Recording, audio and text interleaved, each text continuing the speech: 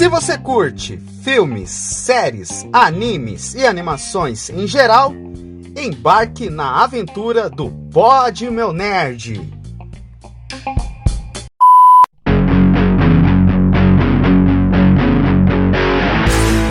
E aí, gurizada, tudo bom com vocês ou não? Estamos começando mais um Pod Meu Nerd e aqui comigo, Eliezer, tudo certo, cara? E aí, pessoal, tudo bem com vocês? Como é que tá a galerada aí? Hoje é quinta-feira, feriadão, dia da independência.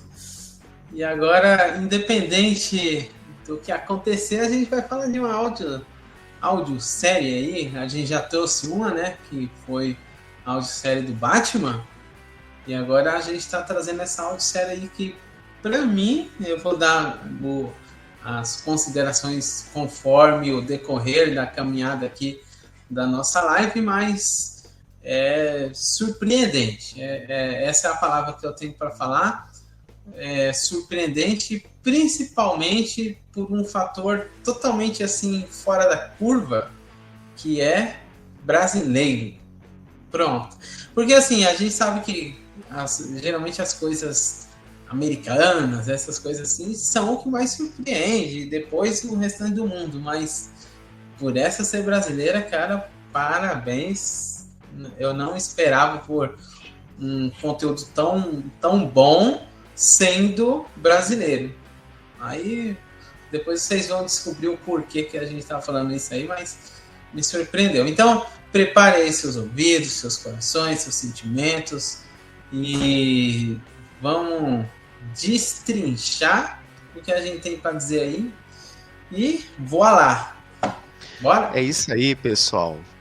A gente vai falar sobre a audiosérie França e o Labirinto. A audiosérie essa produzida pelo Jovem Nerd, que tem aí, ó, que tem como protagonista o nosso querido ator Selton Mello, mas que conta aí com um elenco de peso, repleta aí de dubladores aí, com vozes famosas que a gente conhece aí nos filmes e nas séries aí que a gente assiste e produz conteúdo aí pra vocês, pessoal. Galera, foi uma audiosérie que pra mim foi uma experiência muito diferente, mas que a gente vai debater se foi boa ou não. Pra mim, foi uma das melhores, a melhor, assim, nacional, que eu tive foi quase uma nota máxima ali, mas que a gente, durante o decorrer do programa, a gente vai falar o que achou de bom, o que achou de ruim, não sei o que, tá?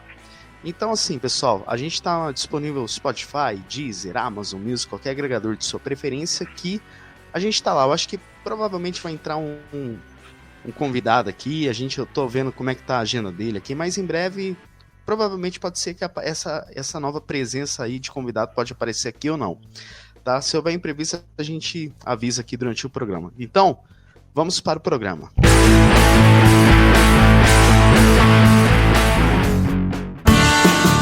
Fala aí, gurizada, tudo bom com vocês? Antes do episódio iniciar, eu vim convocar vocês para se inscreverem lá no nosso canal no YouTube. Sim, exatamente, nossas lives de gravação ocorrem sempre lá no YouTube. E este episódio que você está ouvindo agora foi gravado lá no nosso querido canal. Só você digitar no YouTube POD Meu Nerd que vocês acham nós. Então nossas lives de gravação ocorrem no YouTube e se inscrevam lá, galera. Compartilha, ativem os sininhos e sigam nossas redes sociais, @PodMeuNerd e @PodMeuNerdOficial, tudo bem? E continuem com o episódio.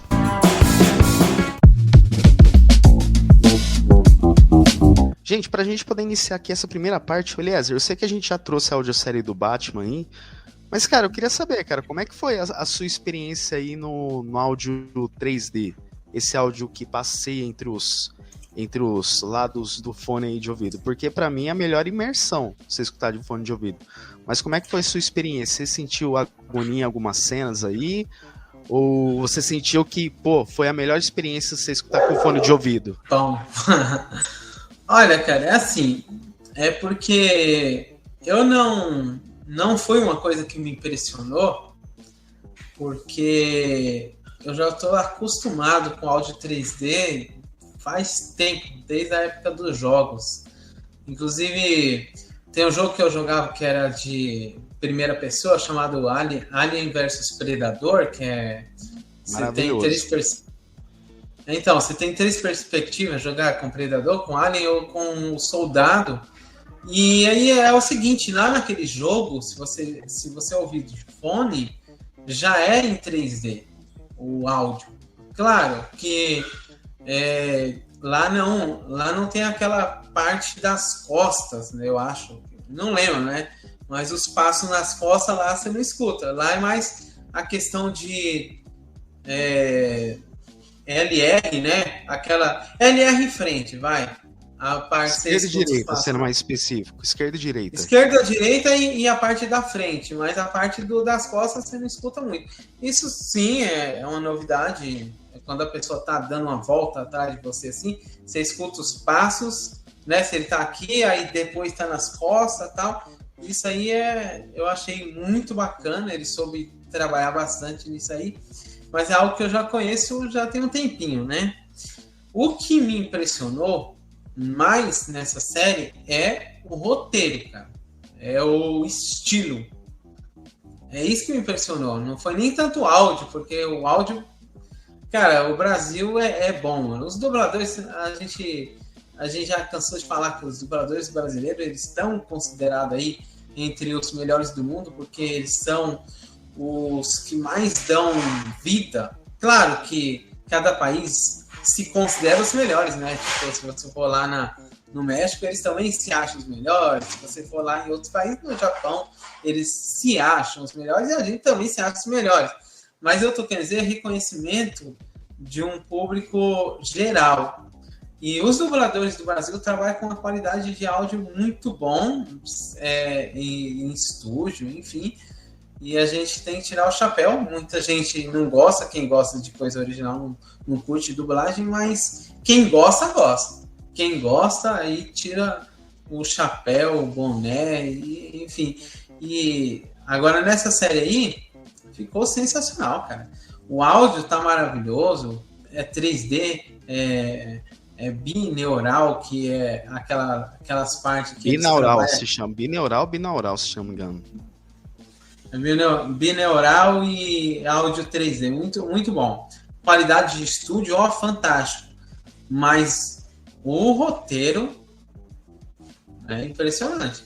Tipo, eu não esperava que uns brasileiros pudessem fazer coisa assim, desse estilo. A gente tá acostumado com os americanos, né?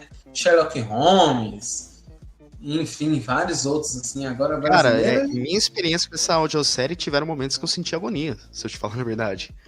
Por conta que é o seguinte, o jeito que ela foi projetada, até no início, sem dar spoilers, ela fala assim, que a gente tá na perspectiva do França, né? Então, toda a perspectiva dele, a gente escuta aqui. A voz dele, a gente escuta nos dois lados dos ouvidos. Agora, quando é alguém se aproximando com ele, a gente escuta qual que é o lado que ele tá ouvindo.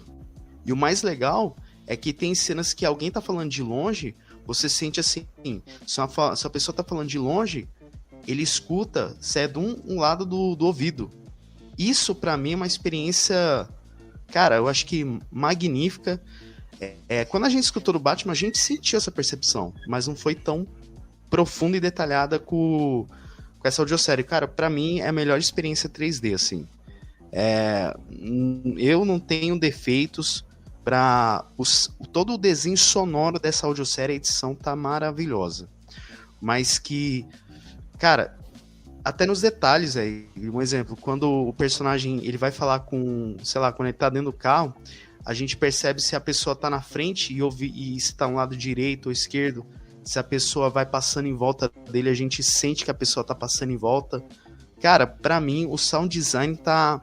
Até mesmo quando eles passam perrengue, se ele escuta uma voz vindo de longe, a gente sente a profundidade do cenário. Pra gente que a gente tá dentro do cenário. Isso que é maluco, cara. Teve momentos, aliás, eu vou ser sincero, minha experiência aqui, vou desabafar aqui minha experiência. Eu botei meu fone de ouvido, eu falei, cara, eu vou fechar o olho pra ver se tem outra experiência. Cara, é outra experiência. Parece que, tipo, quando você fecha o olho e imagina dentro do cenário, parece que você tá dentro da situação por conta dos efeitos que... Por exemplo, tem momentos ali que o França, ele vai passar uns perrengues, você sente, tipo, sei lá, é alguém empurrando ele, batendo alguma mesa, se ele tá movendo alguma coisa. E isso parece que incomoda. Eu falei, pô, isso é fantástico. Eu acho que pra mim sound design tá maravilhoso. O roteiro tem coisa ali que a gente vai ponderar em relação ao enredo, que a gente vai falar, aprofundar muito.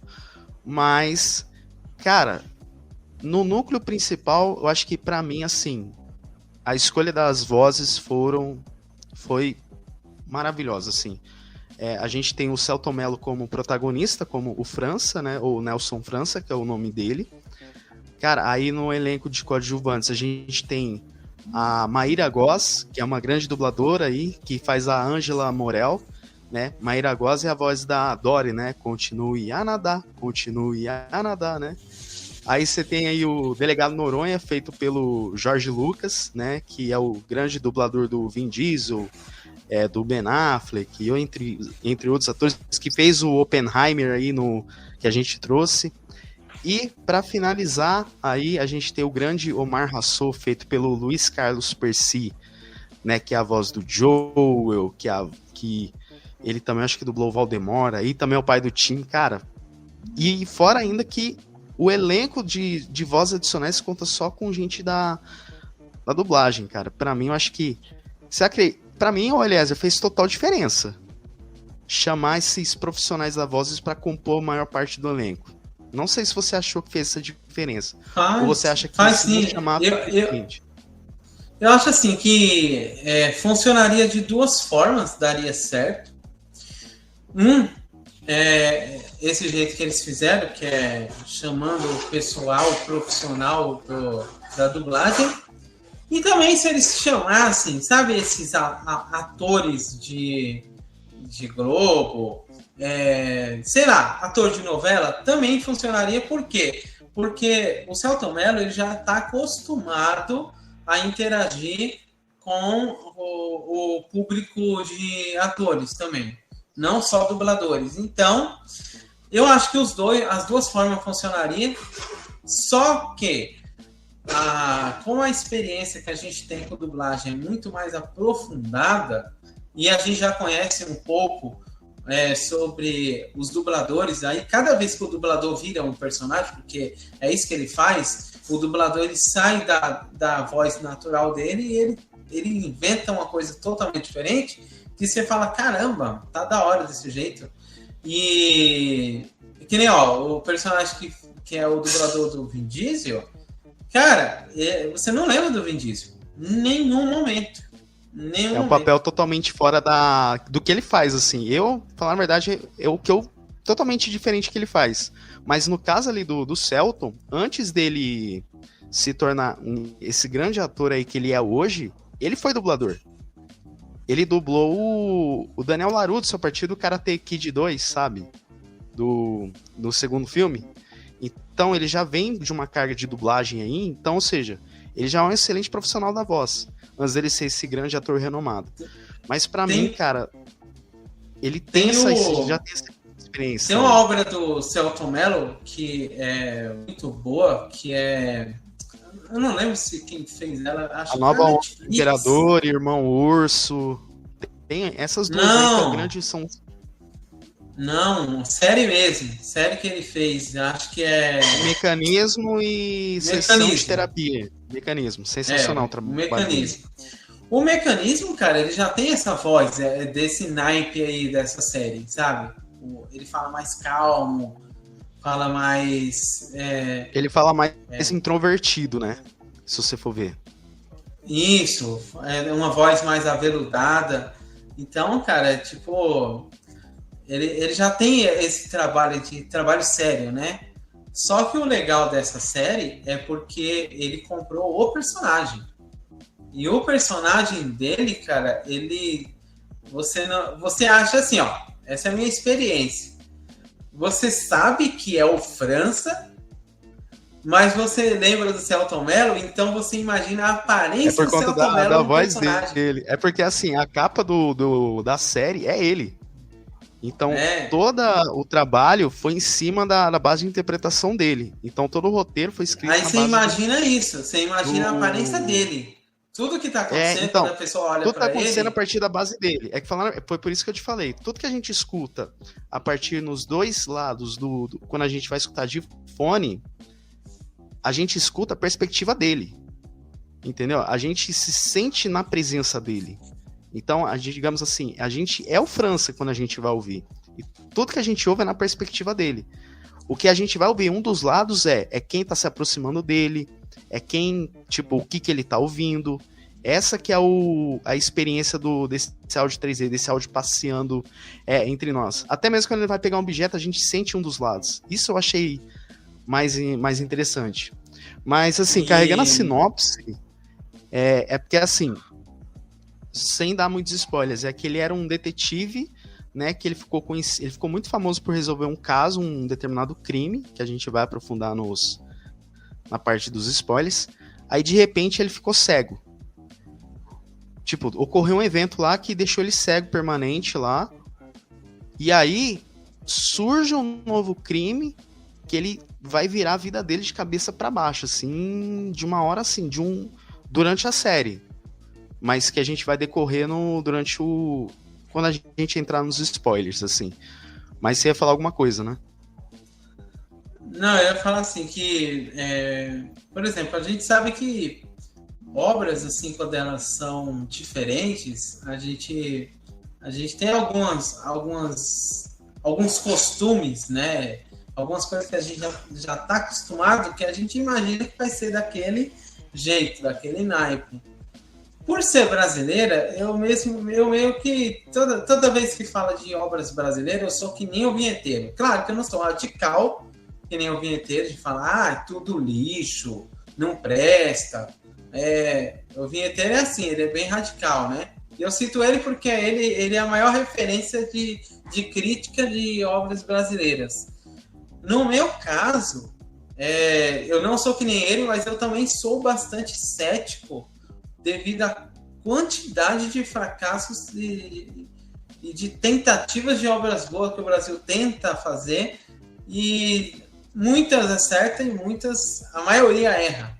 Porque o que define o erro é o público, né? Digamos assim, o sucesso, a bilheteria, a bilheteria barra... Como é o nome lá que eles falaram lá? Público, né? Audiência. Isso. É que no caso ali com a minha experiência de audiosérie, foi como eu falei, eu tenho essa bagagem de audiosérie aí, né? Então, assim, se não me engano, acho que é a 7ª ou 8ª audiosérie que eu escuto. Então, assim, eu já tenho mais uma bagagem, porque eu já escutei muita audiosérie produção nacional com qualidade boa mesmo. Só, cara, essa surpreendeu por conta desse desenho sonoro que a série passa.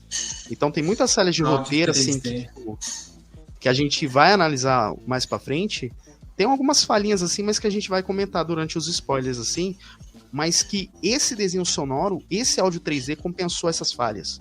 Então você se sente mais... Assim, na minha experiência com audiosérie, eu achei que essa audiosérie ela soube entregar mesmo a sua proposta. Porque o que eu vejo, assim, na minha experiência com audiosérie, tem muitos plots, assim, que eles meio que se resolvem meio como se fosse do nada. Eu escutei uma recente chamada País do Futuro 2024, que antes dessa aí, que ela tem a mesma pegada, a mesma vibe meio de espionagem, algo mais, que a gente fala thrillerzão, no suspense mesmo, mas que muita coisa se resolvia na base do nada. Essa audiosérie, ela cria uma tensão e uma justificativa e faz meio que o personagem liga os fatos. Então, e era isso que eu precisava de uma audiosérie. Assim, desse suspense, desse porquê que muitas coisas se resolvem. Por que esse do nada tenta se resolver? E é isso que essa série me passa. Mas pra mim foi a melhor experiência. Você ia comentar mais alguma coisa, né? É a melhor experiência na questão de séries nacional ou uma das melhores entre a nacional e as obras, sei lá, americana e assim por diante? Cara, que falar na verdade varia muito da proposta, né? É igual, a do Batman Despertar e a Paciente 63 e a Sofia, elas não são roteiros nacionais, né? Então, ou seja, o que a gente ouviu foram mais a do Batman a gente escutou um roteiro mais um roteiro mais adaptado pro nosso idioma, né? Já agora, a que eu escutei, Tudo Vai Ficar, Aventuras Bizarras, que ainda vai ser lançada outra temporada, País do Futuro 2024, e a do Aventuras Bizarras eu não vou contar porque tem mais uma temporada a ser lançada. Mas a do Tudo Vai Ficar e a do País do Futuro 2024, que são obras algo com mais na espionagem e tudo mais, eu achei que muita coisa se resolvia do nada, assim. Meio que, tipo, só colocava assim que tudo finalizou, que tudo ficou bem, tudo mais, tudo resolveu. Nessa, eles tentam resolver e ainda meio que eles deixam um próximo gancho para uma temporada futura. Então cria já um suspense, e é isso que me surpreendeu como melhor audiosérie nacional, assim. Não que eu queira puxar o bordão pro Jovem Nerd, mas que em relação à qualidade e a como que foi feito, pra mim foi maravilhoso, assim. Que a gente vai comentar nas notas. Tem uma questão também, cara, que é uma coisa assim que me deixa bem surpreso, é ver pessoas que nem o Jovem Nerd fazendo roteiros a nível Hollywood, cara. Se você parar para analisar, Invasão Secreta deveria estudar essa série aí para poder aplicar criar o ambiente, né? Na obra deles, só na questão do roteiro, porque se Invasão Secreta fosse que nem essa audiosérie aí, cara, seria da gente tirar o chapéu. Não é algo previsível, não é algo que eles viram até meme chamado de chat GPT, porque é algo assim que dá a impressão que cria alguma coisa para mim. Não, isso parece que cada passo dessa série aqui foi bem trabalhado, bem estudado, bem planejado. E outra, até mesmo o roteiro dá pra você ver que foi pensado. Foi algo que, tipo, eles não usaram uma IA pra falar assim, completar o texto. Não, tudo foi pensado ali. Isso que eu gostei. Isso que eu gostei. Mas vamos entrar pra parte bastante. Vamos entrar pra parte de spoilers. Se você não ouviu, galera, pause esse episódio, pause essa live, vão lá, escuta a audiosérie sensacional, que eu tiro o chapéu pra ela, mas que... Vamos entrar pra parte de spoilers. Se você não liga pra spoilers, é aquela história. Fica aí por tua conta em risco. Olha o alerta.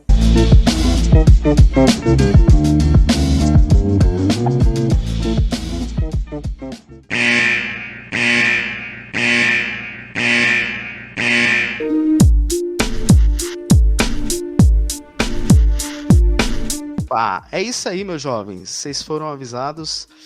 Cara, vamos comentar um pouquinho sobre o vilão da série, que é o Omar Hassou, né?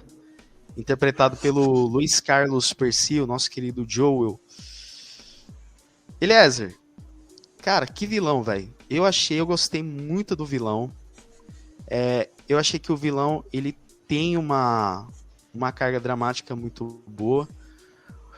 Mas eu achei, cara, que tipo assim, o que eu gostei muito foi a atmosfera que ele cria. Um exemplo, que ele é como escritor, não sei o quê, porque, tipo assim, a gente começa que ele se é disfarçado como escritor, que ele cria a obra lá, o Assassino do Labirinto, e aí a história começa.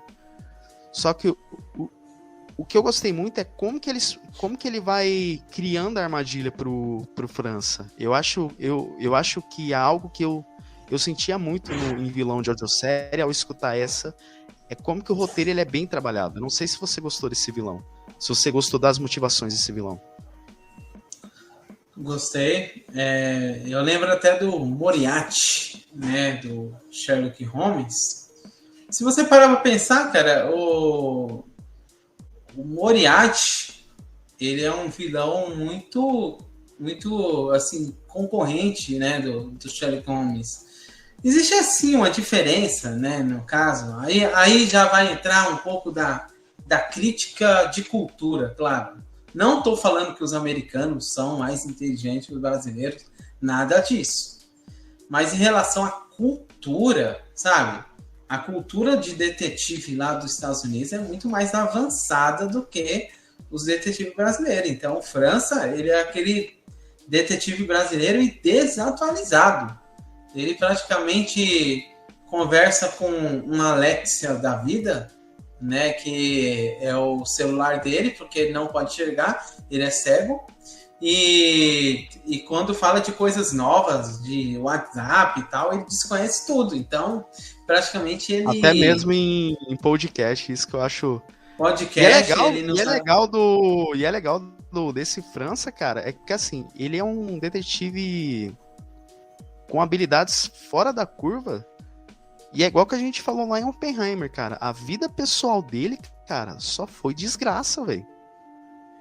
E é isso que eu sentia em falta de personagens. Aí, por exemplo, uma coisa. Ele é um detetive, mas todo o drama que ele sofre é muito baseada no que a gente sofre na vida real aqui do Brasil, cara. Você não vê como se fosse uma fantasia americana lá do Sherlock Holmes, que do nada o cara consegue qualquer acesso a qualquer prisão, e é tudo fácil, e é só o cara falar com o irmão dele que tem alguma influência e consegue acesso e tal. Não, cara. O França, ninguém acredita no cara.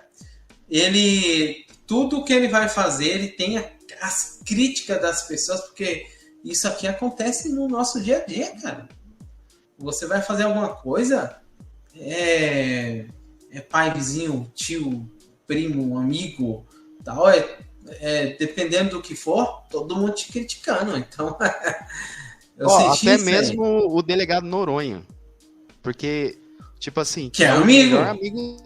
Amigo dele.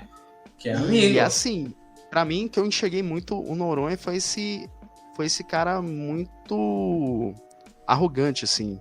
Tipo, pô, era o melhor amigo do cara, mas que... Não, eu não senti arrogância, cara. Eu não senti arrogância. Eu senti desconfiança. Sabe aquele cara que não acredita em nada?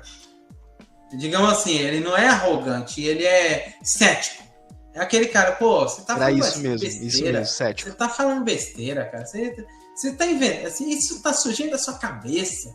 Você tá tirando isso de onde, cara? E não sei o quê. E aí, olha só. O que a série vai mostrando pra gente é que até acontecer a arte do vilão ser descoberto, que o Selton Mello, que no caso é o França, ele estava indo por um caminho que você não sabia se ele estava com razão ou não. Você tentava acreditar nele, né? Você, com a expectativa do ouvinte, você tenta acreditar nele, que ele está tentando fazer o certo. Mas quantas cagadas que ele faz para convencer que ele está certo? E ainda assim, quando ele descobre que ele colocou um cara errado na prisão por 20 anos, aí você duvida dele de novo, porque você pensa, caramba, ele tá... Porque que, tipo, e tudo em torno gira do vilão, né? Porque meio que dá pra entender assim, que o vilão, ele odiava a mãe, que era o Thomas Rosa, né? Que é o Omar Hasso, né? Que é o nome verdadeiro dele. Só que aí, uma psiquiatra, ele foi fazer na mente de uma psiquiatra, né? Então... E é meio louco pensar, cara, que como que as pessoas conseguem manipular fácil, não sei o quê, e por muitas vezes isso incentiva mais cada vez ser esse vilão. Mas pra mim a virada de chave o que eu acho que vai explicar na segunda temporada em que ponto ele soube se disfarçar como criminoso pra atuar como um escritor e fazer toda essa maluquice dele de novo. Como que ele lançou o livro O Assassino do Labirinto. É isso que eu tô quando foi o gancho pra segunda temporada, que meio que ele armou contra o França pra matar a ex-esposa dele. Eu falei, cara, como é que vai ser esse desenvolvimento da segunda temporada? Porque ao mesmo tempo dá um gancho, só que ao mesmo tempo você fica com pena do França. Aí eu queria saber como que vai ser essa motivação do Omar Hasso, esse jogo de gato e rato aí de novo.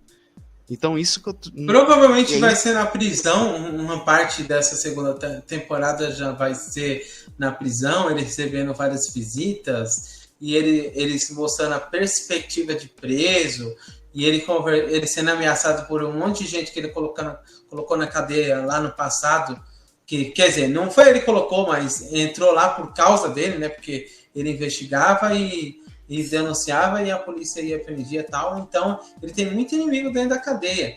E eu acredito que também a interação dele com o pessoal, com os policiais, com a diretoria, eu acredito que essa segunda temporada provavelmente vai retratar um pouco disso. Se ele for solto por algum motivo, né, o amigo dele vai lá, tenta fazer alguma coisa assim.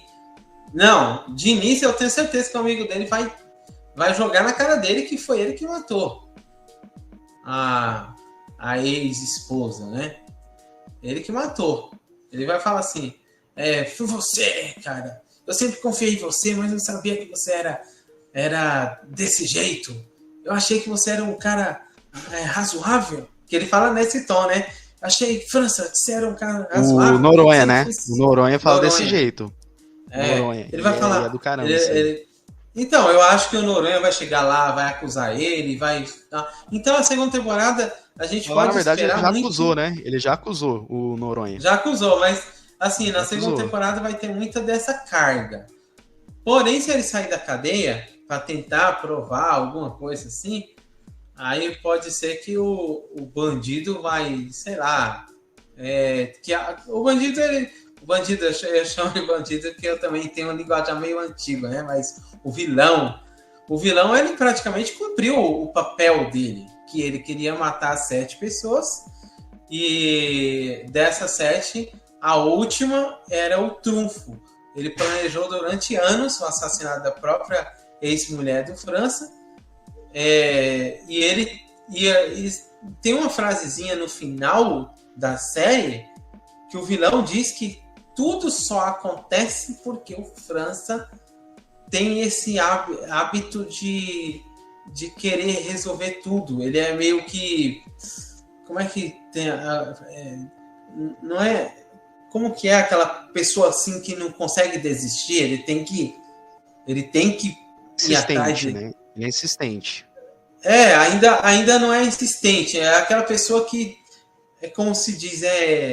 Não é neurótico, mas é aquela pessoa meio cega, assim, que ele só desiste quando ele prova. E o França é assim. E o bandido sabe que ele é assim, e ele cita no finalzinho: França, se você tivesse desistido dessa ideia, sua ex-mulher ainda estaria viva. Se você tivesse desistido... falar na verdade, o Thomas, né, o Omar, né, que é o nome do vilão, ele falar na verdade, ele faz ele faz assim, ele diz essa frase só que no outro sentido. É que o Omar, que ele faz, ele consegue meio que implantar provas nele. A faca que ele gosta, o jeito, não sei o que e tudo mais. Então, o que acontece? O Omar, ele fala assim: França, se você não tivesse usado a sua faca para salvar a sua esposa, ela já estaria viva. Então, meio que ele deu um artifício para ela para poder sair. Só que aí acontece que a própria audiosérie vai nos dando as pistas. Na hora eu não me liguei. Quando ele conversa com aquele taxista, que ele fala meio fanho e não sei o quê. Só que aí depois ele se liga nas pistas. Um exemplo, luva, comportamento estranho, não sei o quê. Só que de início eu demorei pra sacar. E eu acho que a série... Mas você descobriu que esse cara era o vilão quando ele admitiu ou antes? Você já imaginava que era antes? Então, é porque assim, eu comecei a desconfiar dele quando ele meio que... Ele começa a falar assim, que a casa dele é muito vigiada, que a casa dele tem muita câmera de segurança, um escritório dele é bem... no ambiente bem fechado, subsolo. Quando ele começa a descrever todo o cenário, e essa parede aqui, não sei o quê. Quando ele começa a falar que, não, aqui são quadros de verniz, não sei o quê, mas então vai... Eu falei, eu acho que tem coisa desse cara aí. Aí, quando o França, ele meio que ele começa a ligar os pontos que o cara, ele tem esse comportamento chique, coisa que não foi usada aí, eu falei, eu acho que esse cara aí, eu acho que aquele taxista lá, aí foi onde que eu achei que a audiosérie meio que não deu perdeu um pouquinho essa justificativa de conectar os fatos, mas eu acho que essa segunda temporada, tomara Mas que... eu acho que não, porque direto. Eu acho que é isso que faz ser legal. Eu acho que assim, ficar conectando tudo para ficar muito na cara, eu acho que isso é até um erro. Quando fica meio para você discernir, quando fica meio que assim, mas você não sabe se não tem um gancho, não tem nada que liga, mas é isso que é bom. Porque você vê essa que é a graça da série. Essa que é a graça. Porque você vê que o vilão é inteligente. Diferente do França, que é inteligente, mas é aquele inteligente com aquelas teimosia de brasileiro. Teimosia de brasileiro, porque o cara, ele é contra todos que falam para ele parar de ir atrás. De parar de fazer isso, parar de fazer aquilo. E ele não larga o osso, cara. Ele vai. Só que assim, aquela parte lá que eu comecei a desconfiar quando ele falava assim que o Noronha chamou ele e o Noronha negava. Você me chamou, cara. Eu não chamei. Você me chamou, cara. Você me chamou para resolver esse caso dessa tal pessoa assim. Eu nunca falei com você. Aí eu falei, vixe. Mas aí eu também desconfiei do Noronha. Eu posso ser sincero pra você que eu desconfiei que o Noronha poderia ser. Deixa eu falar, cara, que eu achei que o Noronha, ele era um ajudante dele. Eu achei que de início eu meio que só escondia o... Eu não achei que era um ajudante, não. Achei que o Noronha poderia ser ele mesmo. Eu achei que o Noronha poderia... Porque, assim, tem muito plot que a gente sabe de pessoas que ele finge ser amigo, mas, na verdade, ele é o próprio, né? O próprio assassino, ele tá na sua cara e você... E eu achei que eles poderiam pegar isso aí também. Mas eu gostei muito de ser o próprio escritor, por quê? Porque, cara, olha a inteligência do negócio. O cara escreveu um livro em que ele era o protagonista, mas ele não cita que é ele. Ele cita que é um outro cara. E aí, ele diz que ele conhece toda a mente do assassino. E aí você fica nessa, caramba, mano. O cara inspirou um serial killer a fazer as matanças. Mas, na verdade, não é isso. Ele era o serial killer. Ele coloca ele como em terceira pessoa, mas era ele mesmo. Ele fala dele mesmo com total era ele, detalhe e com uma coisa assim, eu não sei se você sentiu isso, é que eu achei que faltou um pouquinho de escrever, né? O que era esse labirinto, né? Porque, tipo, fala que é um labirinto, não sei o quê. Eu achei que... na verdade falou, né? Falou meio por só jogou, assim. Entendeu? Eu achei que... Porque, assim, o que eu vejo, assim, quando ele desenha Assassino do Labirinto, na minha concepção, é quando ele ia jogar o França ele ia, sei lá, fazer umas, sei lá, tipo assim, percorrer uma ou longa distância, ou até mesmo quando a esposa dele fala que tá numa porta, mas não é essa porta, é outra. Eu achei que naquele arco final, ele iria ter sei lá, a casa do Omar iria ser um labirinto. Mas que meio que isso aí ficou jogado. Eu só não sei se a segunda temporada vai explicar o que é esse labirinto aí. E é isso que eu senti falta. Só se for para detalhar, né? Detalhar o que é labirinto. Aí, nesse caso aí, pode ser que até o pessoal do Jovem Nerd vai receber esse tipo de crítica aí, ou feedback, e perguntar para eles, e talvez em entrevista eles também podem responder. Né? Porque meio que o que dá para entender que é o seguinte, o labirinto que eu entendi a gente não sabe por que o França ficou cego. Ele não teve um derrame? Não, ele teve um derrame, pô. Se eu não me engano. Não, então, fala que ele percebeu, fala que teve um evento grave com ele. Se foi um derrame, a gente não sabe muito, entendeu? Então, meio que assim. Não, porque o próprio assassino fala que. Porque o assassino fala que ele sofreu um acidente e ficou cego. Só que a gente não sabe esses detalhes. Entendeu? Então, tem lá no início, lá nos primeiros episódios, é citado sobre isso aí. E é explicado. Claro que, assim, explicado de uma forma superficial, sem detalhes, mas é explicado. Agora, o que ocorreu de fato com ele, que gerou isso aí eu já não sei dizer. Pode ser derrame nos olhos, pode ser Eu outras quero que a questões segunda também. temporada explica. E eu quero que aprofunde esse labirinto aí. Porque ele só apresentado o universo, mas que eu queria ver mesmo o que era essa descrição do labirinto, né?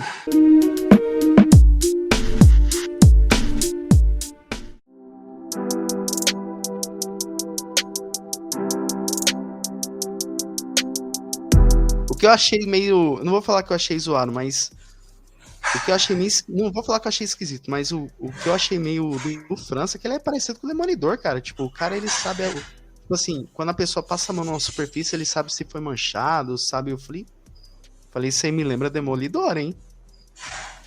Eu falei... Só que assim, é um pouco de Demolidor, mas também é um pouco de Sherlock Holmes, porque tudo que ele sabia, inclusive quando ele conversou com o cara do bar lá, que o cara do bar escuta a conversa de todo mundo e tal, e aí ele dá uma dica, ele falou assim, olha cara, você tá conversando comigo, você deduziu que eu tô triste por causa disso, disso, não é? Ele isso mesmo, então, cara, mas assim, ó, você não tá ouvindo, você não tá olhando bem. Aí ele dá um monte de dica pro cara do bar lá. Olha, o que eu tô usando aqui? Olha como tá meu braço, olha como tá a minha calça. Então, assim, não é assim coisa sobrenatural que nem o Demolidor, no caso. O que ele faz... Não, é por isso que eu falo. É que nem o Sherlock Holmes. Pelo que dá pra entender, é que o França, ele... Na sua experiência, ele era muito auditivo. Então, assim, coisa que ele tocava, não sei o que, meio que fazia tal barulho, fazia tal coisa. Então, pelo que dá pra entender, o França, ele é muito auditivo. O que a gente não sabe é como que ele desenvolveu essas habilidades. A gente sabe que ele é auditivo, mas assim... Auditivo, porquê que ele ficou cego, e entendeu? Sinestésico, que no caso é do toque. Exatamente. Ele consegue perceber as coisas no toque também. Não, assim, existem algumas experiências e alguns artigos científicos que dizem que todas as pessoas que perdem algum sentido deixam outros sentidos aguçados. Então, a pessoa que fica cega, ele aumenta a sua capacidade de audição, de sentir cheiro, de um monte de coisa. A pessoa que fica surda, por exemplo, aumenta a sua capacidade da visão, que ele consegue ler lábios, e assim por diante. Cada pessoa, né, que danifica um sentido, por exemplo, o surdo, né, também, o surdo, o cara que perde o cheiro, enfim, cada sentido faz com que ele perde avance... o olfato, né? Ele avança outros sentidos, né? Avança outro sentido. O cara que perde o olfato mesmo avança o paladar, que no caso consegue identificar de uma coisa muito melhor do que se ele conseguisse sentir o cheiro. Enfim. Então, no caso do França, ele é cego. Só que ele consegue enxergar indiretamente coisas que pessoas que enxergam não vê. Entendeu? Então ele consegue ver além do que os olhos conseguem perceber. E eu acho legal porque eles trabalharam isso, né? É algo diferente, porque a gente vê o Demolidor, mas o Demolidor você não pensa que ele é cego. Sinceramente, você não vê acha que ele acha que é normal. Eu queria ver, cara, como é que eles... É assim, a gente sabe que o França tem o seu fiel escudeiro, né? Que é o cachorro dele, Bonaparte. Mas, assim, são detalhes... É um gosto pessoal meu, assim. Mas eu achei que eles poderiam dar descrever a raça do cachorro, né? Tipo assim, não, o Bonaparte, ele é uma raça assim, não sei o quê. Porque, foi como eu falei, áudio meio que você não tem a imagem. Mas seria muito legal, tipo assim, eles, sei lá, falar assim... Não, o Bonaparte de raça tal, porque raça tal consegue obedecer rápido, não, porque ele consegue pegar rápido as coisas, não sei o quê. Sabe, meio que tem uma justificativa pro Bonaparte ser bem ligeiro em relação a obedecer se você fizer que nem o França, meu amigo, você vai fazer a mesma coisa, ó, faz que nem o França, Jonathan. O latido do cachorro, ele é um pouco grosso, então não é um cachorro pequeno. Não é um cachorro pequeno, e sim é um cachorro de médio e grande porte, né? Então você vê, além disso, né, tem essas Não, mas questões... foi como eu falei, é gosto pessoal meu, entendeu? Tipo, poderia... O latido dele, eu descartaria Pitbull, Rottweiler, e talvez Pastor alemão. Pastor alemão. Né? Eu botava aí um labrador. Não, eu descartaria Doberman. E pastor alemão também, mas assim, eu colocaria ele entre aquela raça daqueles cachorros. Eles não são vira-lata, mas são aqueles cachorros. Eu botava cachorros... labrador aí, border collie, né, que tem esse latido aí. E eu desconsiderava essas raças mais, tipo, brutas. Aquele assim. Cachorro daquele personagem do Naruto também, que eu esqueci o nome lá, tipo daquela raça lá. Husky, também. Não sei. Husky, né? Também. Então eles poderiam ser dessa raça aí, pelo modelo de latido assim e tal. Então aí, ó, a gente já tá dando um de detetive que nem ele é. Ele percebe as coisas desse jeito. Que nem o França. Mas o que eu senti, o que eu achei legal cara, como que os coadjuvantes são participativos, né, cara? Isso muito. Nossa, pra mim, assim, cada coadjuvante tem sua própria função, assim, na história. Um exemplo, fica muito evidente, mesmo quando ele tromba em alguém, o que eu gostei, isso que eu achei legal dessa audiosérie.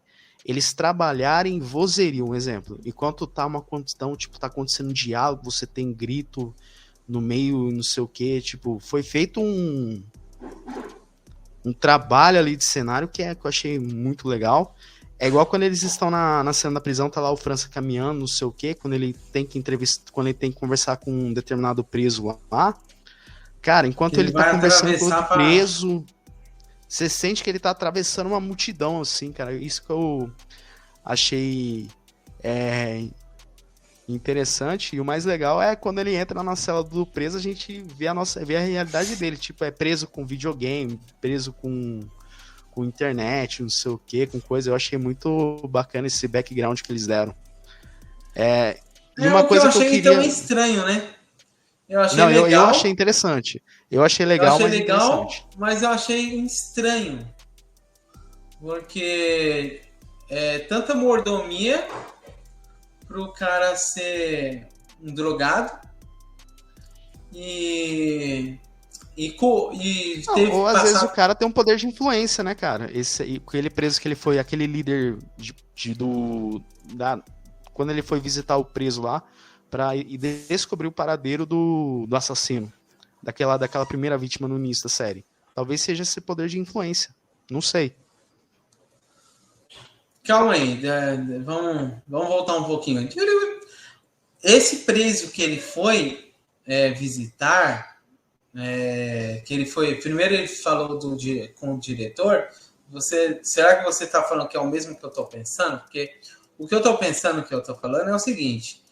É o irmão do assassino do labirinto. O irmão do assassino foi preso. O irmão foi preso. Isso. O irmão do assassino do labirinto, ele estava na prisão. Ele vivia lá. Ele estava na prisão. Isso. Só o irmão dele. Isso, o irmão dele estava na prisão. Quando ele foi ver o diretor lá do presídio, o diretor recebeu ele. Até que aconteceu lá, ele quase foi morto, né, enforcado lá por várias pessoas que odiavam ele lá, que reconhecia ele e queria matar ele. Quase foi morto. E essa foi uma das melhores cenas da série toda aí, que foi a parte que ele estava sendo enforcado e o cara, você enxergava o zumbido, né, aquele... Ele tá perdendo a consciência, assim... Falar na verdade, isso aí é o arco quando ele vai pra Cracolândia. Esse é o arco. Não, na prisão. Tô falando na prisão. Não, é que no arco da prisão a gente ouve um monte de vozes xingando ele, né? Quando o diretor, tipo, deixa infiltrado. Não, tem a rebelião. Quando ele vai. Isso, quando ele vai é a rebelião mesmo. Quando ele vai encontrar nessa cena preso lá. Só que aí no momento que ele perde a consciência, é o arco que ele vai pra Cracolândia, entendeu? Que ele, tipo, a gente escuta um monte de coisa. Não, mas esse aí também tem, pô. O preso lá começa a enforcar ele, que o preso lá, um dos presos, né? Ameaça Puta, ele. É verdade mesmo, vai, tipo, ele vai meio que perdendo. A gente escuta bem abafada a voz, né? Isso, eu vou te pegar. E lá na frente tem a rebelião, e aí a gente escuta aquele monte de voz estranha, parecendo coisa de verdade, né? Que acontece na vida real. E do nada o cara vai e captura ele, e eu te peguei, aí não sei o que, o cara começa a enforcar ele. Você vai morrer. Aí ele começa a perder a consciência, assim, e o zumbidinho, assim, que ele tá sendo enforcado. Aí do nada chegam os policiais e salvam ele, mas dentro da prisão. Aí beleza.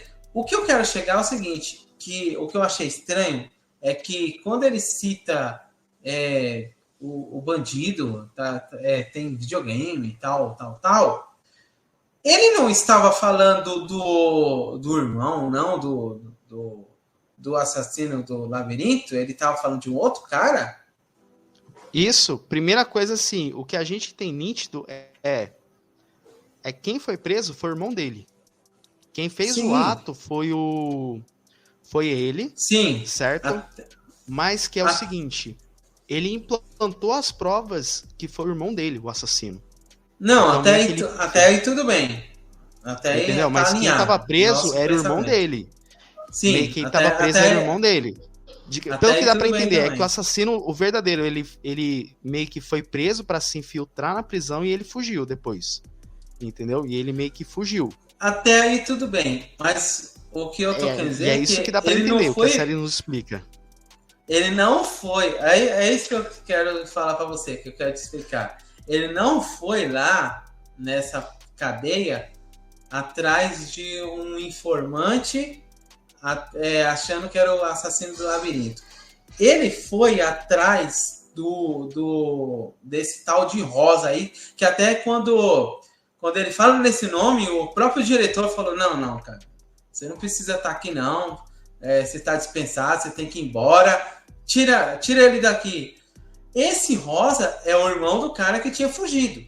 É que falar, na verdade, são dois Rosas, né? Tem o Jorge Rosa, que é o irmão Jorge do Thomas. Rosa. E o Thomas. O Thomas é o escritor, que é o Omar, entendeu? O irmão tá preso. O Thomas entendeu? é o escritor e o Jorge é o que foi acusado, que ele prendeu como assassino do labirinto. Que ele prendeu como assassino do labirinto, que é o que a história nos empurra, entendeu? Isso. Aí quando ele vai lá, ele vai para ver esse Jorge aí, Jorge Rosa. Só ele vai para ver o Jorge Rosa, só que aí o que acontece? Quando ele tem esse diálogo com esse líder dos presos, ele aponta que foi o Thomas. Não foi ele, entendeu? Até onde o Jorge fala. Eu achei que esse plot ficou meio estranho, assim, de Total. Porque, por exemplo, se o irmão dele estava preso, mas tinha as mordomias, tinha fugido e tal, mas era cheio de mordomia e tal. É que falar na verdade é que o Thomas, ele tinha raiva do irmão, né? Pelo que dá pra entender. Então, meio que fica meio jogado ali de qualquer jeito ali. E eu acho mas o que eu tenho assim, que o irmão fugiu. Mas ele fugiu pra ser um drogado. Não, quem fugiu foi o Thomas. É que, pelo que eu entendo, assim... Não, pelo que eu entendo, assim, quem foi preso foi o Jorge, certo? Sim. Mas tem um ponto que o Thomas, ele entrou na prisão, ou meio que foi preso, entre aspas, só que ele conseguiu fugir. Ou pode ter acontecido o seguinte, que o Thomas foi preso, ele conseguiu fugir, matou aquela vítima do primeiro episódio, e aí implantou a prova pro irmão dele, entendeu? É esse ponto que a gente não sabe da história. Bom, eu interpretei que foi... Eu vou falar o que eu interpretei. Ele chegou lá na cadeia para falar com o Jorge. Só que o diretor, ele não queria dar voz para ele, porque o diretor falou, não, cara, não fala desse cara aqui. Não, gente, tira ele daqui, manda ele embora. Eu entendi o seguinte, que o diretor não queria falar com ele porque o cara já tinha fugido. O irmão. Sim, não, é isso mesmo. Por isso irmão, que eu teorizo que é o seguinte, que o Thomas, de início, ele foi preso, certo? Que eu teorizo, sim, que pelo que dá pra entender, né? Que pode ser que eu esteja Não, mas aí errado, você tá falando como que ele fugiu, mas eu não tô falando como ele fugiu. Então, é por isso que eu acho que é o seguinte, que o Thomas, ele fugiu, ele já tinha sido... Ele só não era conhecido como assassino do labirinto. Meio que, tipo, o Thomas, ele foi preso de início, só que não com esse disfarce, com essa alcunha de assassino do labirinto.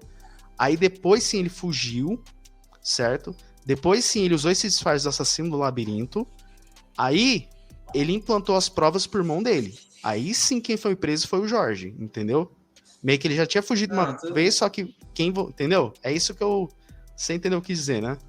Não, mas o que eu entendi o que você falou aí, mas o que eu tô querendo dizer é o seguinte, que o cara, olha, vai no raciocínio do França.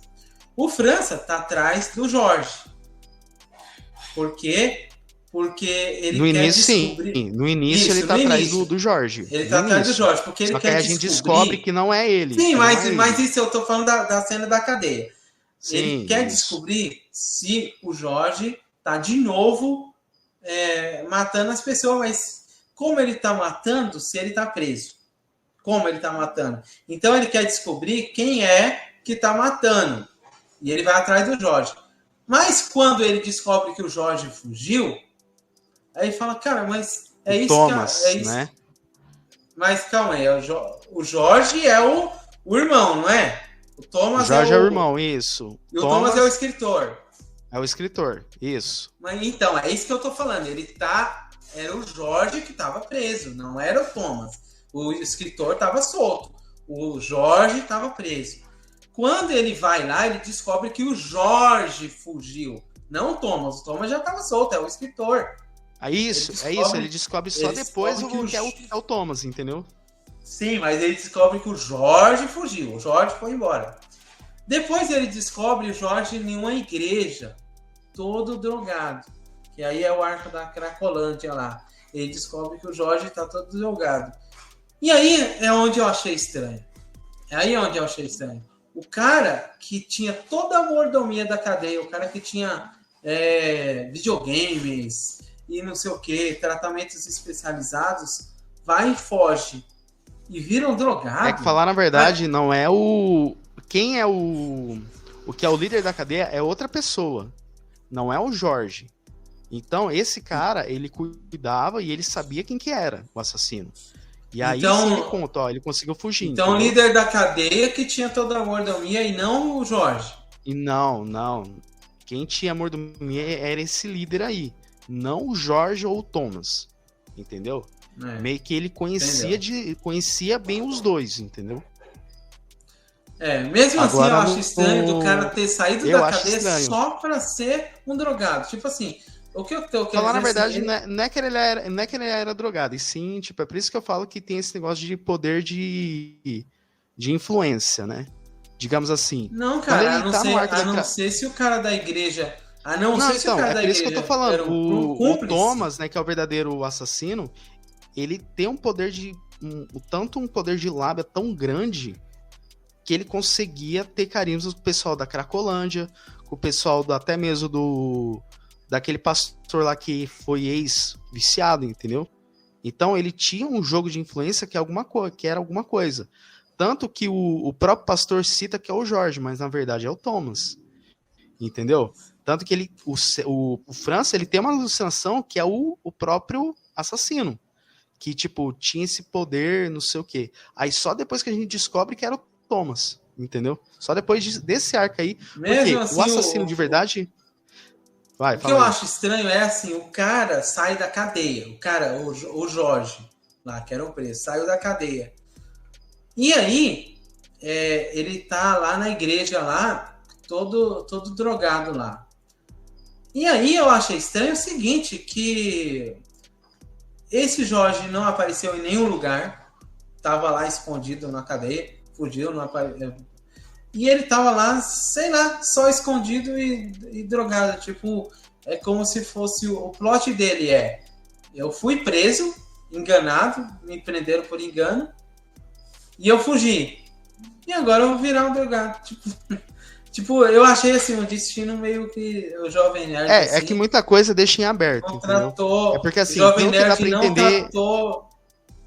Não tratou com carinho o cara que foi acusado. É que pelo que dá pra entender inocente. que é o seguinte: quem tá preso é o Jorge e o Thomas some, só que ele tá na alcunha desse. E todo mundo acha que ele é o Jorge. Entendeu? Só que na verdade a gente descobre que é o Thomas, o irmão do Jorge. Entendeu? Meio que dá pra entender que o Jorge continua preso. O Jorge continua preso e o Thomas tá solto, livre e leve solto. Pra continuar os seus assassinatos. Só que Não, isso Jonathan, aí não é. O Jorge fugiu, meu querido. O Jorge fugiu porque o diretor. Quando o diretor fala com o Thomas vai embora, aí o Thomas fala o nome do Jorge. Ele falou assim. Ele tá conversando com o policial indo embora da cadeia. Tá sendo escoltado para ir embora da cadeia. E aí ele vai falando tal, com o policial, e depois que ele vai embora, ele liga, eu acho que para alguém, não lembro para quem, falou, cara, eu descobri por que o diretor não me queria aqui. Aí por quê? Porque o cara fugiu, ele não tá mais na cadeia. O diretor só queria encobrir. O Jorge não tava mais preso. Eu percebi isso aí também. Eu acho que é essa série que eu acho que tem esses detalhes que a série... Ele não tava preso... O roteiro meio que não cobre muito bem, entendeu? Eu acho que só foi esses detalhes, só foram esses detalhes que a série... Ele não estava preso, tanto... Entendeu? Esse Jorge não estava preso, tanto que foi encontrado o Jorge lá na cadeia drogado. Ou na cadeia não, na igreja drogado. Então, ele não estava preso, e aí o Francis encontrou com ele assim, tanto que o Francis se espantou. Ele é um assassino, esse cara é perigoso, me tira daqui. E o França, olha que interessante, essa parte aí da Cracolândia foi legal. Ele colocou a conta maravilhoso, dele em risco. A parte da Cracolândia. Ele deixa a vida dele em risco, velho. Ele colocou a vida dele em risco. Em pró a causa dele, mas os bandidos pegam ele, né? Os traficantes e tal assim. E aí fala assim, cara, eu nunca te vi aqui, você não é daqui. Ele fala assim, mas eu sou um comprador, eu quero comprar uma pedra, alguma coisa assim, tal. Você é um comprador mesmo? Então, cara, você vai fumar aqui. E aí faz ele usar droga até em excesso. E aí... Ele nunca usou. Ele nunca usou droga. Inclusive, quando ele vai pro hospital, ele tava tendo derrame. Por causa que... Tava tendo um AVC, tava quase tendo um AVC. Um AVC é um derrame. E aí ele tava tendo um AVC lá, aí de tanta droga que ele usou sem querer. Ele não queria usar droga, mas ele queria, levar para casa para ver se os caras deixavam. Mas aí, cara, eu lembrei uma coisa. Eu achei muita inocência do França. Eu acho assim, que ele é muito inteligente, ele é uma pessoa... Só que ele é uma pessoa muito... inocente. Ele fala tudo que vem na boca, mano. Ele não esconde nada, ele confessa pra todo mundo os planos dele, e ele fala, inclusive, ele tá conversando com outra pessoa, falando do assassino do labirinto, cara que ele nunca viu na vida, então eu acho ele meio inocente. Isso se dá na verdade mesmo, eu acho que é por conta disso, dessa inocência mais que ferrou muito com ele, né? Tanto que... tudo ali ele desconta na bebida do uísque, não sei o quê. E até mesmo o próprio Omar, ele fala pra ele, se eu quisesse te assassinar, se eu quisesse te matar, era só eu colocar um veneno no teu uísque. Fácil.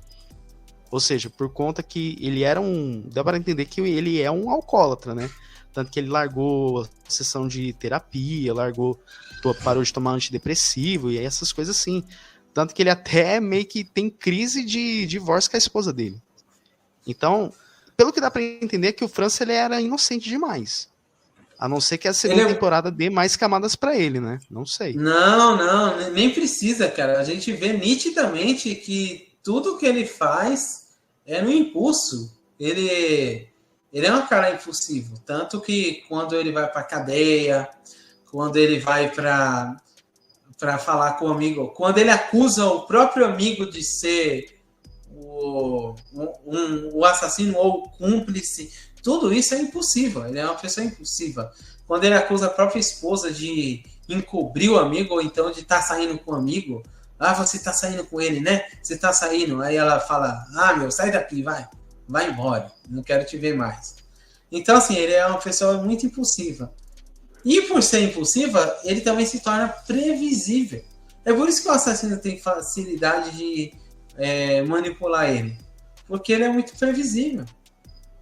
Ele é como se Eu acho que foi a fosse partir daí meio que o França ele começou a ligar os fatos, né? Até mesmo quando ele conversa com aquele chofer, né? No início ali da pergunta sobre as luvas, por que elas estão sujas. Então meio que eu acho que foi a partir daí que ele começou a ligar os fatos, né? Não sei. Eu gostei que o França não é super inteligente. Sabe por que eu gostei? Porque Ainda bem que pelo menos isso aí souberam desenvolver. Porque a gente, assim, que é brasileiro, e é uma série brasileira, colocar pessoas muito acima da curva, sabe? Pessoa que nem o L da vida, de Death Note, um Sherlock Holmes, eu acho que seria um erro, porque aqui no Brasil, cara, é complicado você ser uma pessoa acima da curva. A gente é tudo normal, a gente é pessoa normal, né? Digamos assim, tem quem é mais inteligente, quem não é, mas é tudo dentro da mesma média. Esses caras com QI super elevado, que faz um planejamento... Aí, ó. Quem é o QI elevado?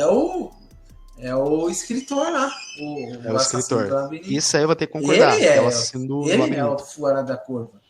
Ele é o fora da curva. Por quê? Porque tudo que ele faz é de caso pensado, muitos anos de planejamento e nunca para ele ser pego.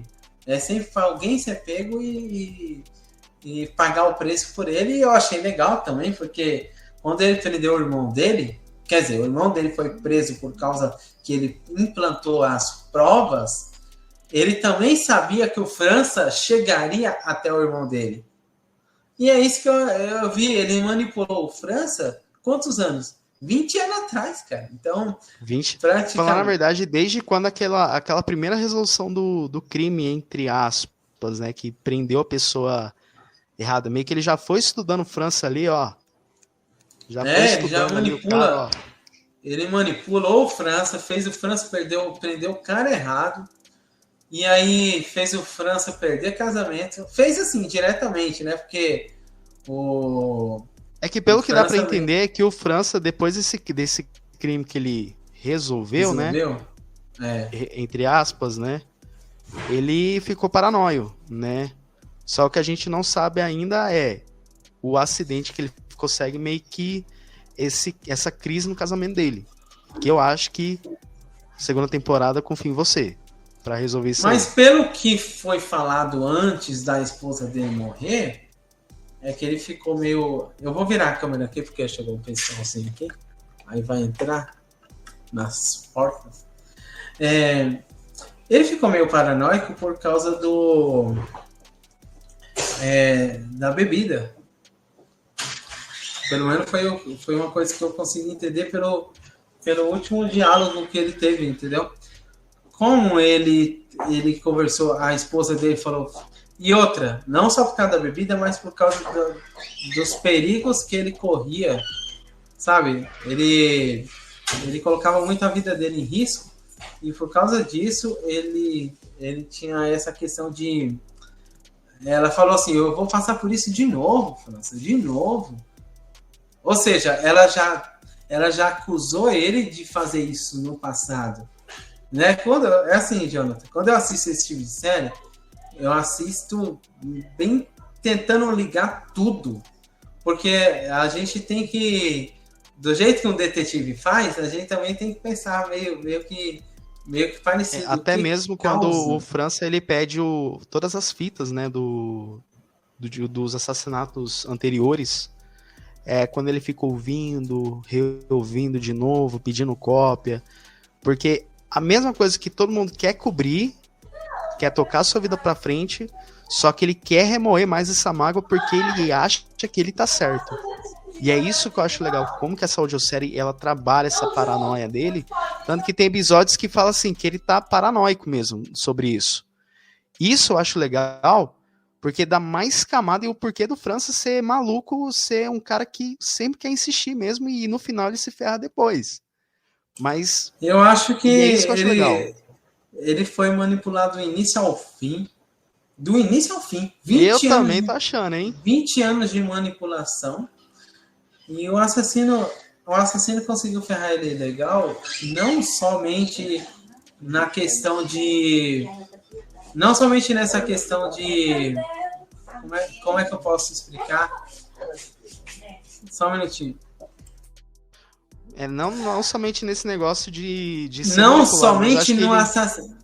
Isso, não Vai, somente nos crimes em si, mas também na própria vida. Tipo assim, o assassino influenciou negativamente ele com... o assassino ferrou o próprio irmão, ferrou ele e ferrou indiretamente a esposa dele, porque se a esposa divorciou dele é porque se ferrou também. Então, o assassino indiretamente não só acabava com a vida das vítimas, como com a vida das pessoas que estavam vivas. Se você parar para pensar, isso é mais inteligente do que muitas séries americanas que tem esses assassinos de serial killer. Porque os assassinos americanos não ferram com a vida de quem tá vivo, ele ferra com a vida de quem morre. Mas esse aí, na verdade, quem tá próximo ao protagonista, né? Nesse ele quis ferrar a própria vida do cara.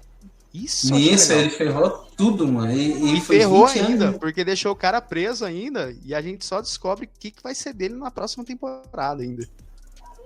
Isso aí.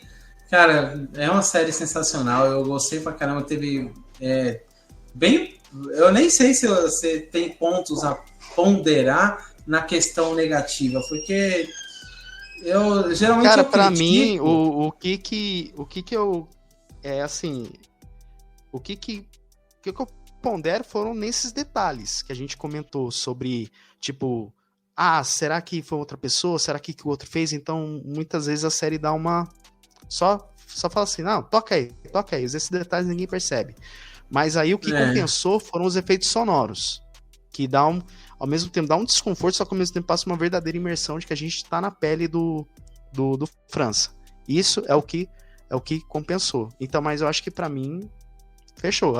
Por aí, o que a gente falar da série, só a segunda temporada pra tocar. O que a gente vai saber desses detalhes não revelados aí.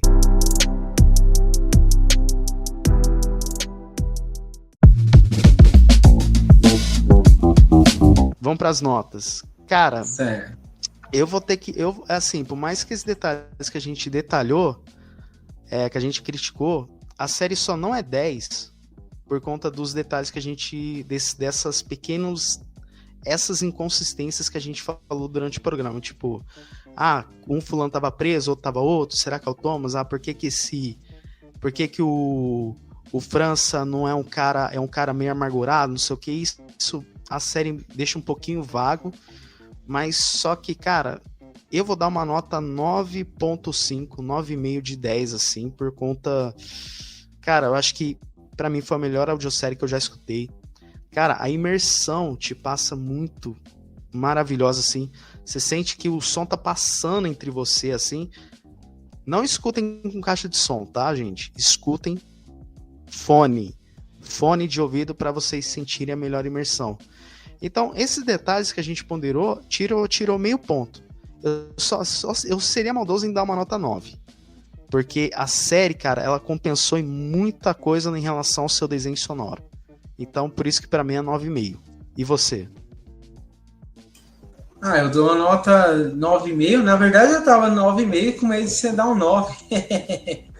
Mas... 9,5 ou com medo de você dar um 10. Porque, assim, eu acho que 10 seria passar pano pros defeitos. Porque não foram... Tem defeito que a gente passa pano, mas tem defeito que não é legal você passar pano, porque sugere melhorias, né? Eu dou 9,5, também por vários motivos que a gente já citou aqui, mas principalmente porque a nossa análise não é análise cinematográfica, é uma análise. A gente não é crítico de cinema. A gente não é crítico de cinema. Aqui é uma análise de audiosérie. Qual é a nota que a gente dá para uma obra de audiosérie? E eu não lembro qual foi a nota que a gente deu para o Batman, se foi 10? 8,5. Foi 10. 8,5. 8,5? O Batman? Eu não lembro. 8,5 que eu lembro. Nossa, foi mais... De acordo com a minha lembrança, está mais baixo do que o que eu estava esperando. Então essa série aqui teve uma nota maior do que a nota do Batman. Ó, surpresa. Foi. A do Batman então, não é nacional, hein? É obra americanizada e ainda com a... Eu não sei se tem a supervisão da DC, eu acho. DC Warner tem a supervisão mais, infelizmente, né? Então... apesar de que para ser ruim com a supervisão deles não tá difícil, né? Porque no cinema, mesmo com a supervisão deles, não tá legal, enfim, né? Mas voltando pra série. Assim, cara, eu fiquei surpreendido. O Selton Mello está de parabéns, os dubladores estão de parabéns. E os figurantes, como é que se fala? Os coadjuvantes junto também, né? Os coadjuvantes e figurantes, que são as pessoas só para preencher. Nossa, tá muito boa. Tem uma parte lá que eles estão conversando com aquela mulher, acho que era psiquiatra lá que... Era psiquiatra do Thomas. Era psiquiatra do Omar, né? Isso. Aí ela era psiquiatra e de repente eles estão brigando lá no hospital. E aí a enfermeira fala: senhor, por favor, faz silêncio, porque a gente está no hospital. E a gente fica escutando aquela batidinha. Tem. Do marca. Até mesmo na parte do interrogatório, quando o Omar ele tá interrogando o Thomas ali, fazendo umas perguntas, meio que ele levanta e o pessoal: ô fulano, se você não quietar logo, acabou a visita, hein? Isso eu achei legal dessa interação. Uma pergunta, né? Só aproveitando esse gancho. O dublador que fez o amigo do França lá, o delegado lá, que fez o Vin Diesel, né? O dublador do Vin Diesel. Ele é o cara que dubla lá no The Last of Us, aquele cara que é o da Múmia? Ou não? Não, isso aí é outro... Não, esse é o cara também. Ele dubla também aquele mesmo ator que faz o Atrapalhado lá. Isso, então é ele mesmo. Nossa, cara, eu reconheci a voz na hora. Dublou aqui, nos 2 últimos filmes da Múmia, dublou ele. Isso, e no The Last of Us também, né? The Last of Us é o que faz o vilão da história. The Last of Us é o que dubla o Joel. Joel? O dublador do Joel é o cara que fez o assassino nessa audiosérie aí. Perfeito, cara. Não, o cara, eu tô falando no início do The Last of Us. É aquele lá, tem um cientista lá, né? Que é o irmão atrapalhado da menina da Múmia. Isso, é isso. Então tá certo. Não, então é ele mesmo, eu reconheci a voz, cara. Só que assim, eu falei, eu conheci essa voz de algum lugar. Aí eu lembrei desse cara aí, desse atrapalhado aí, que no The Last of Us ele é um cientista lá que fala dos fungos, né? Que é a única coisa que a gente todo mundo perdido. Que não consegue vencer é os fungos.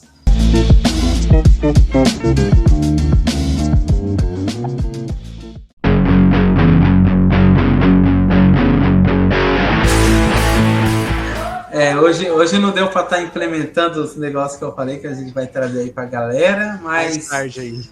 A gente vai fazer isso aí. Mas gostaria de agradecer a todas as pessoas que conseguiram acompanhar a gente aqui nessa live. E, cara, que série, mano. Vocês têm que ouvir, porque Eu sei que é difícil a gente se abrir para algo novo. É difícil. Você falar assim, eu vou escutar um áudio, tem um monte de preconceito, porque tem pessoas que não gostam nem de escutar uma rádio, quanto mais um áudio de alguma coisa. Você tem que imaginar o seguinte, que é um universo novo. Não tem a ver com filme, não tem a ver com série, não tem a ver com novela, não tem a ver com nada. É um universo de áudio. E no áudio tem algumas coisas que é muito diferente dos filmes, das séries e das novelas. O áudio seria quase uma novela. Assim, se fosse para mim, você classificar... Tipo radionovela. Seria quase uma audionovela, só que muito melhor. Assim, na questão de trabalhar com os efeitos sonoros, então, muito melhor. Sem cortes, digamos assim, seria como se fosse uma novela sem cortes, porque é linear. Cada cena é linear. Não é cena assim cortada, passa um pouquinho, já corta para uma outra, corta para uma outra. Digamos assim, eles prendem pelo menos de 5 a 10 minutos em uma única cena, cara, e eu acho. Sim, perfeito, cara. Gente, a gente tá encerrando mais um programa aí pra vocês. Eu gostaria de quem assistiu, quem vai ouvir depois, quem vai assistir depois. É isso, gente. Audiosérie maravilhosa que a gente comentou aqui, pessoal. Eu gostaria quem vai escutar depois. A gente vai lançar esse programa nas principais plataformas também, vai sair em breve aí. Galera, convido vocês a se inscreverem no nosso canal, ouvirem nós nas principais plataformas aí. E também, galera, seguem os canais dos nossos parceiros aqui, ó, que tá mostrando aqui. Nerd Ruivo, Videoteca do Nando, a Era Nerd, Bocado Geek, Fluxo 88, Regeek, Cabine do Tempo. Essa galera aí, uma galera que divulga nós assim. Galera, e também, pessoal, comprem essa HQ, Mirage, o Caos da Água, HQ do El, do Fluxo 78, que é uma HQ sensacional,